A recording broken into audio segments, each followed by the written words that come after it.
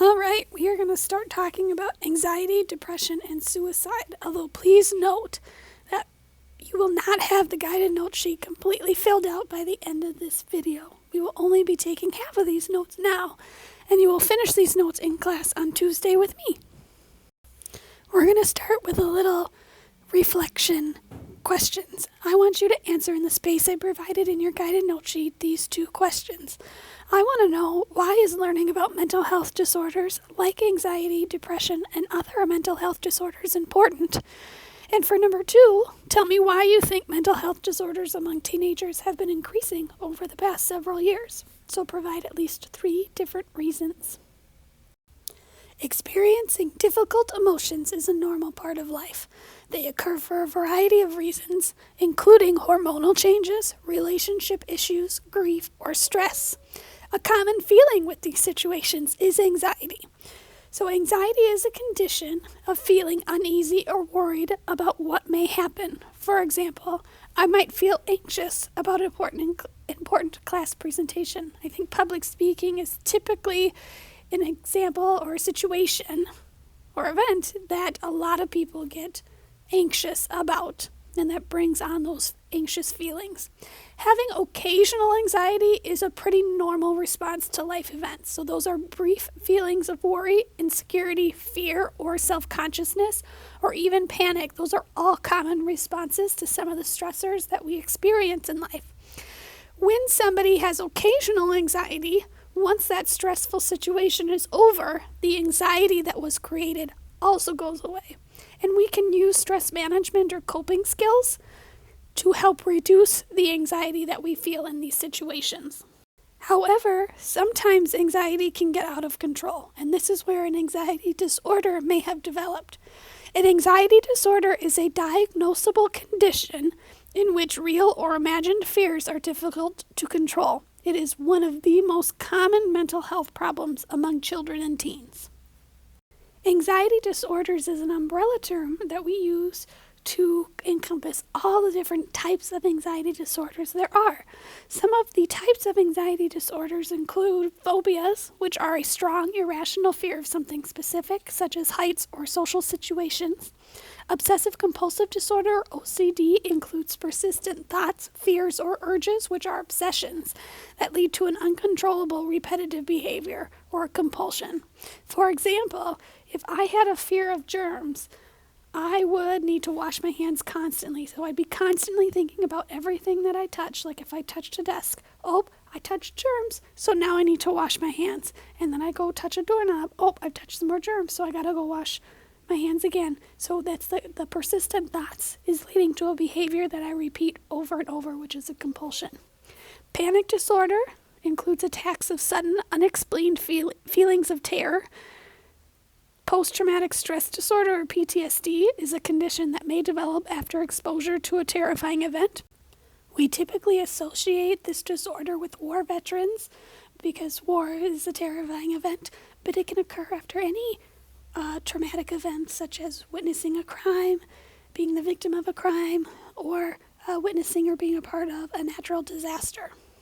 Lastly, generalized anxiety disorder, or GAD, includes exaggerated worry and tension for no reason. People with GAD startle easily and have difficulty concentrating, relaxing, and sleeping. All right, I have one more reflection question for you as we transition into depression, because that's about all I'm going to say about anxiety.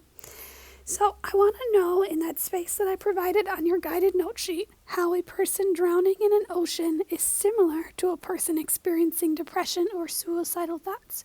So provide 4 more examples of how you feel they are similar. Depression is a prolonged feeling of helplessness, hopelessness, and sadness. Now, feelings of sadness affect everyone.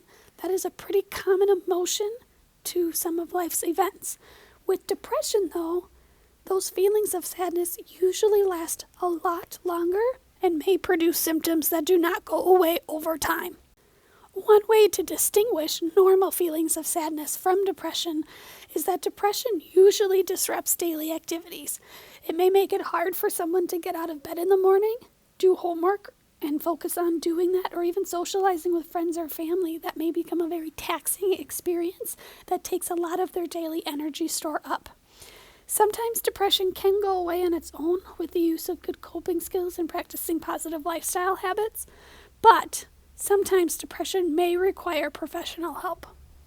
There are lots of characteristics of depression or symptoms of depression, which include persistent sadness, loss of pleasure and interest in activities once enjoyed, fatigue or loss of energy, restlessness, irritability, difficulty sleeping or oversleeping, so that could go either way. Someone could have a hard time shutting their brain off at night because of the overwhelming feelings that they are feeling, or they might oversleep like 18, 19 hours a day because they can't cope with the feelings that they are feeling. Having a feeling of apathy or a lack of strong feeling, interest, or concern about anything, lack of concentration or difficulty making decisions, feelings of worthlessness, hopelessness, low self-esteem, anger or guilt, and thoughts or expressions of suicide or death.